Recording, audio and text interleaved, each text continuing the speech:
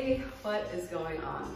So in this video, we're going to cover some pretty important stuff. If you are a smaller person or if you are a female going up against bigger people on the mat, like knowing how to do these things is definitely going to benefit you. And when you find your passion, it ignites you as a person.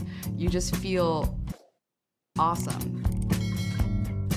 So I remember when it was like the first couple of years that I was rolling and then I was in Jiu-Jitsu, and I remember like the first time I ever got to a good position, like a top side, top control position. It was like, you know, oh my God, I'm here. And guess what happened a second later?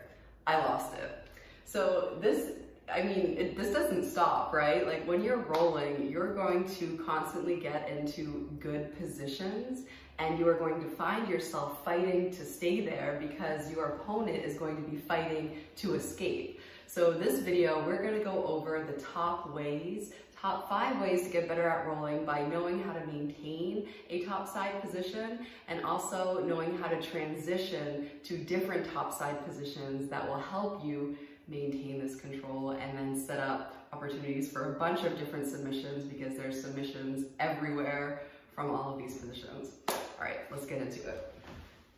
All right, so first, what we're going to do is we're going to pretend like we're starting a roll. That way you can see right from the get-go, like how to get into this first position.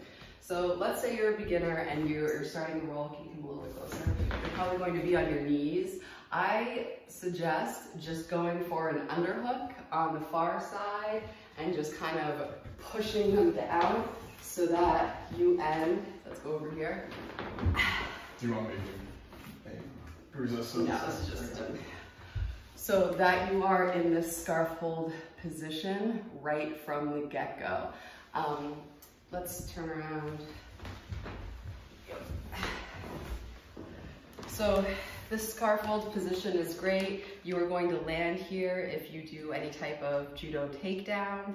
I went over this position in my previous video, but basically if you underhook the forearm and you have this near side arm and your weight is forward, those are the little tips that will help you maintain this position. The top way to maintain this position, the key is this arm right here. When they try to escape, the first step of escaping this scarf hold position, or it's also called judo side control. This position is also called hisekatami.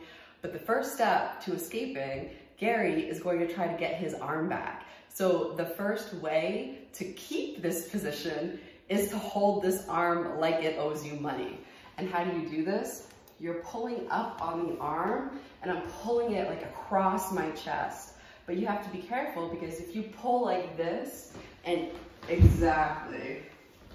So you want to pull across your chest at the same time you want to keep your head forward. And if you are a small person, you really want to keep your head forward because that noggin is going to be the counterweight that will like deny the escape. So if I'm here and Gary goes to escape, look how I'm going to lose this. I just lost it. It's gone. If you want to maintain it, get this arm back, right? You need to keep this arm.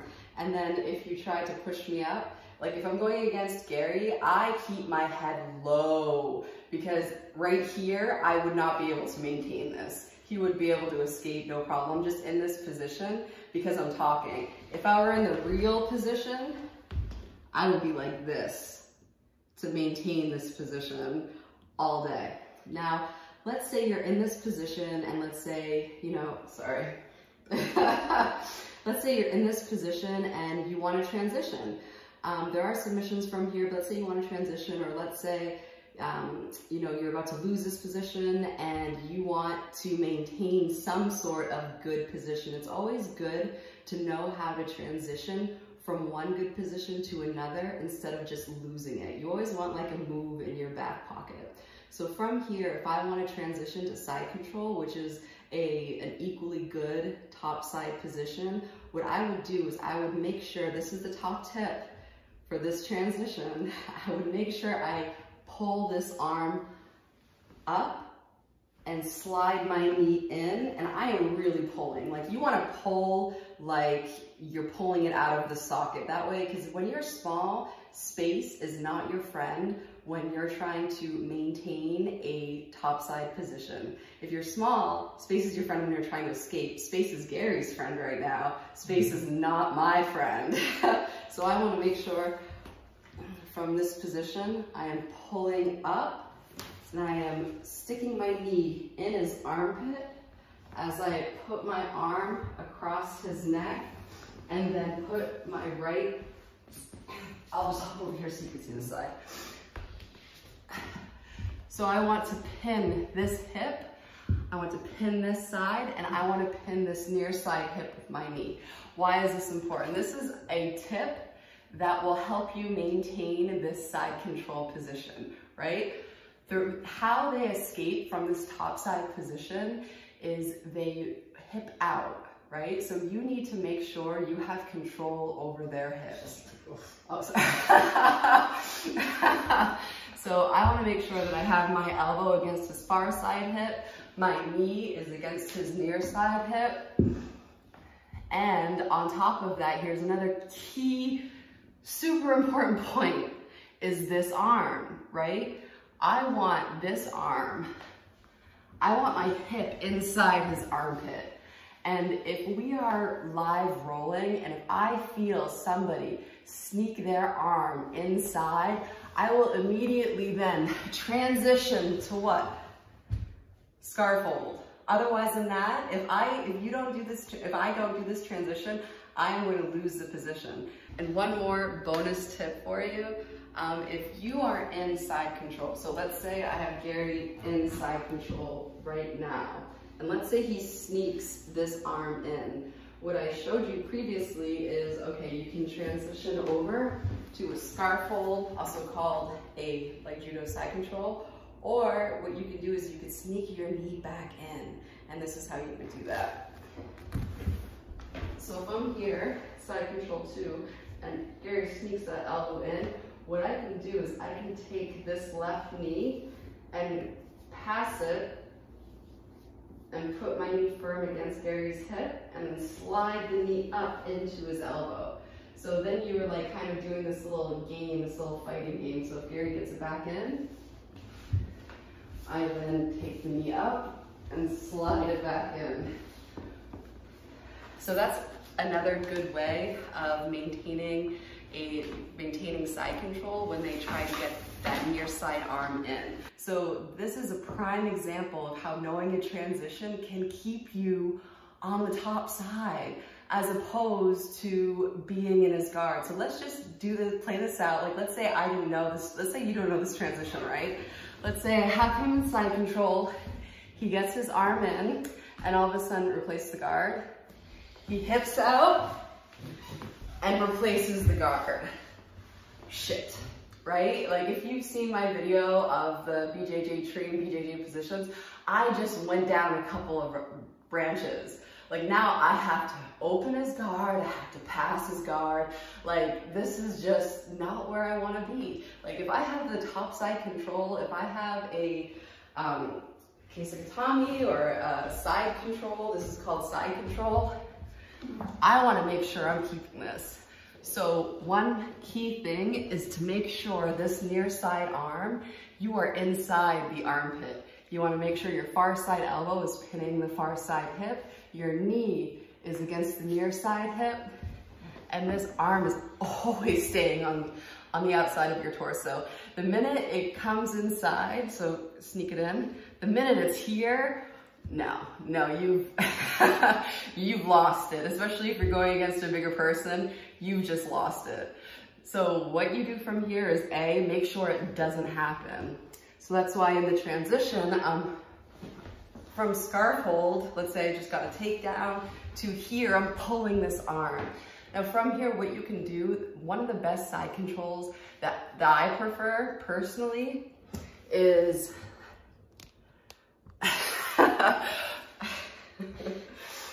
is what's called side, we just call it side control 3 in our gym, but basically what I'm doing is I'm taking my near side arm, I'm putting it underneath his head, palm up.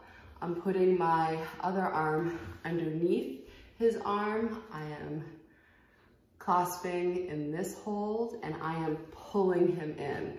I find for like size differentials, this is really controlling, and you can also add some pressure using your shoulder. Now from here, we can do another transition to get us even a better position. So one little tip that you can do is anytime you want to make a movement, you kind of want to disguise it with something else.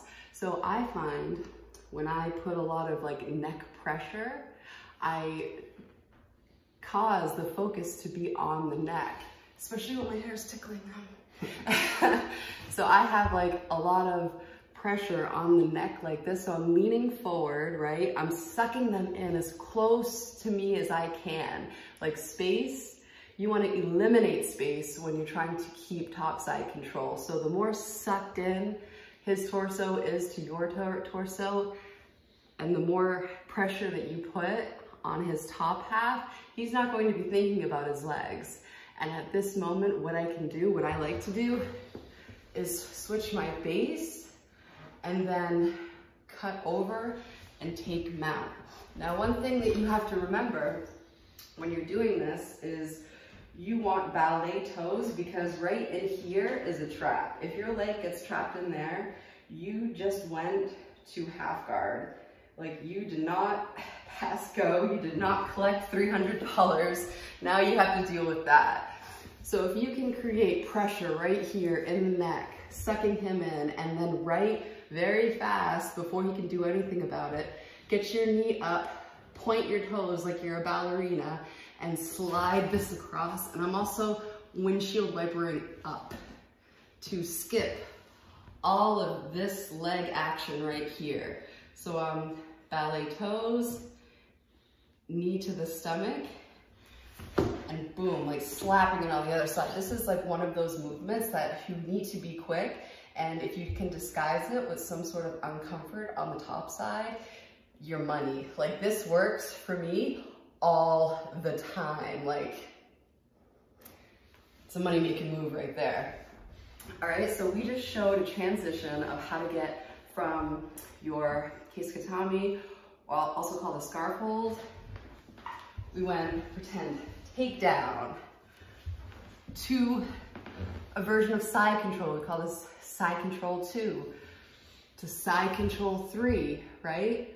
If we're in side control 2 and they start to escape by getting that arm inside, we can switch over back to our judo side control. From here, we can pull the arm in, come right back, and let's go to side control 3.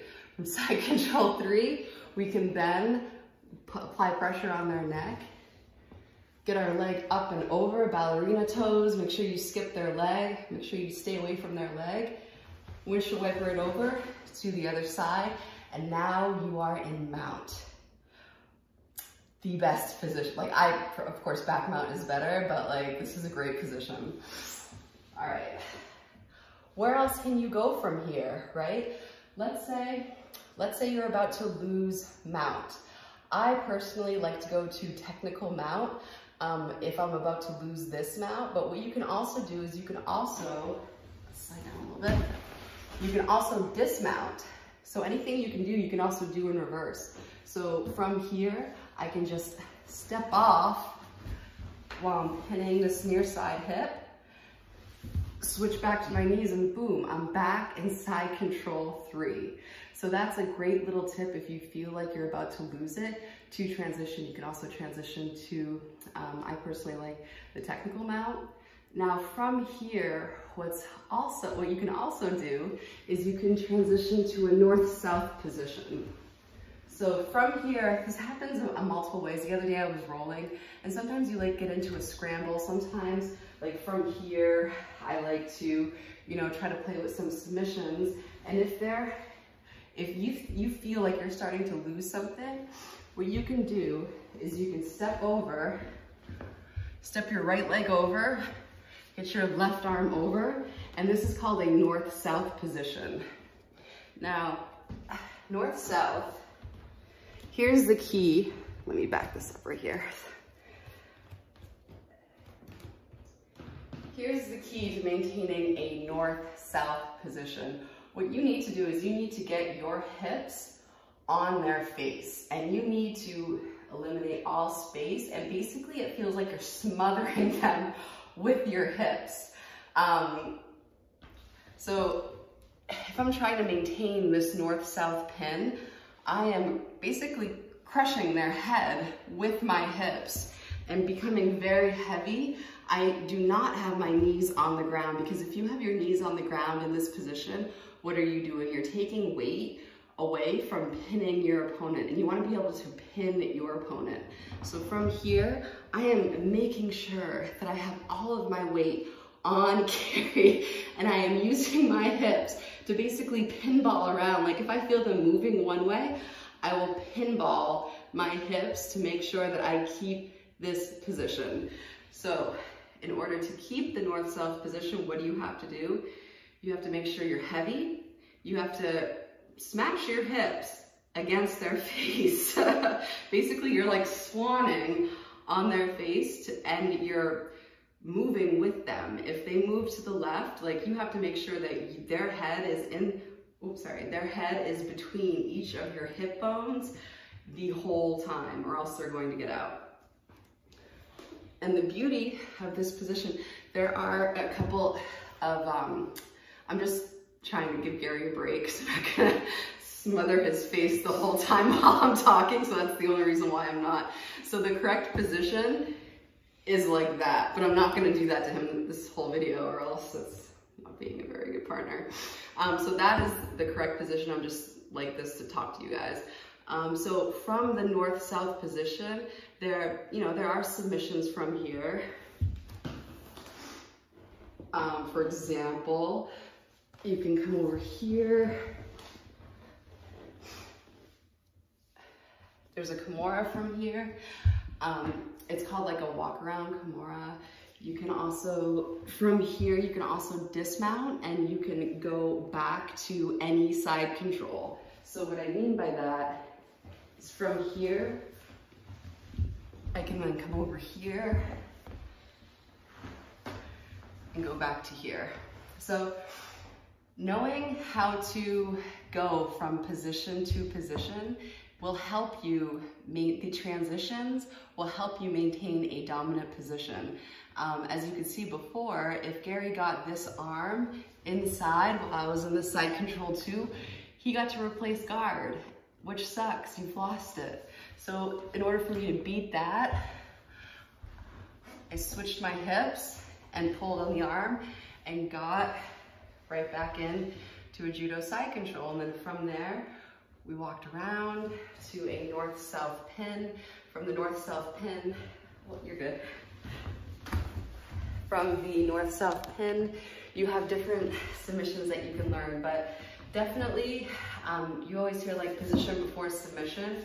If you can't maintain, like, first of all, you have to know how to escape so you can even get to a dominant position, or you might luck out, maybe like an upper belt's like, giving you a break if you're just starting.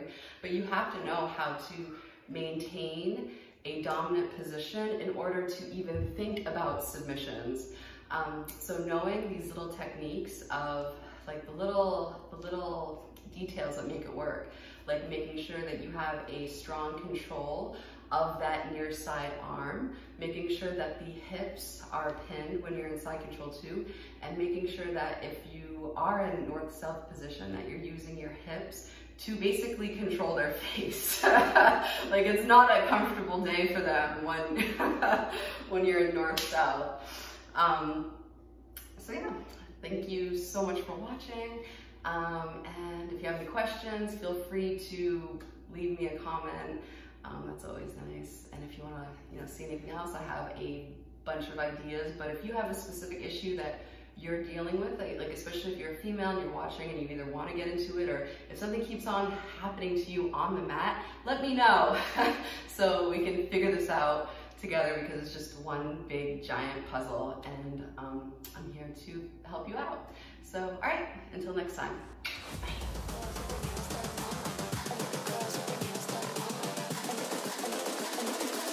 Bye. girls with their nails done now.